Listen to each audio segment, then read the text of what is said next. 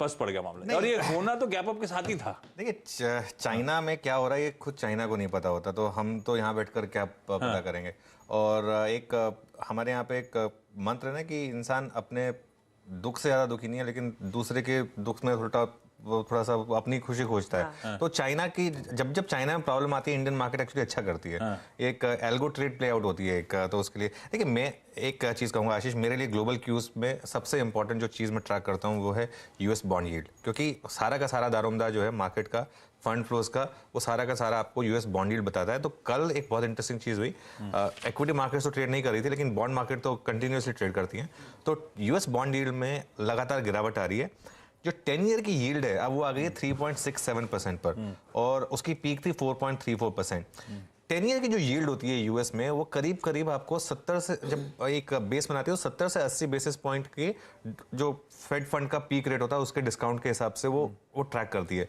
तो इसके हिसाब से एक बार बार रीइटरेशन आ रहा है कि यूएस में अब सिर्फ 2 रेट हाइक होंगी, एक 50 बेसिस पॉइंट की होगी दिसंबर में और एक 25 बेसिस पॉइंट की होगी जनवरी में। ये आपको एक यूएस की बॉन्ड मार्केट एक मोटा मोटा आपको एक हिसाब बता रही है।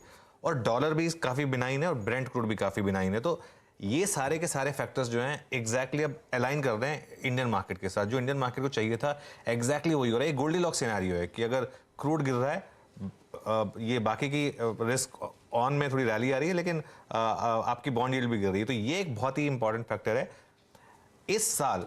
और डॉलर टर्म्स में इंडिया वर्ल्ड के 3 बेस्ट मार्केट्स में से रहा है। मेरे ख्याल से 1 या 2 ही और इंडियन मार्केट से ज़्यादा आउट परफॉर्म करने वाली मार्केट्स रही होंगी बड़ी मार्केट्स में, लेकिन इंडिया ने, तो ये एक फैक्टर है जो क्लियरली इंडिया के साथ रहा है। अच्छा, दिसंबर में नॉर्मली मार्केट का ट्रेंड चेंज नहीं होता। मार्केट एक हो सकता है कि आपको 1-2% का इधर उधर स्विंग दे दे, लेकिन ऐसा नहीं होता कि अगर नवंबर तक मार्केट स्ट्रांग रहा है तो दिसंबर में गिर जाए। ये नहीं होता मार्केट में। तो ये एक और फैक्टर है जो मुझे लग रहा है कि आपके लिए पॉजिटिव है। और एक कल भी जो हमने बात की थी कि अब नैस्डैक पे नजर रखिए, क्योंकि वो एक क्लियर इंडिकेशन दे रहा है बॉटम आउट करने का, और उसी से हमको भी एक सिग्नल मिल रहा है कि आईटी में एक बॉटम बन चुका है। पिछले 3-4 दिन से हम ये बात कर रहे हैं कि आईटी में अब शायद और सेलिंग नहीं है यहाँ से। तो आईटी की जो रैली है वो बहुत ही स्ट्रांग है।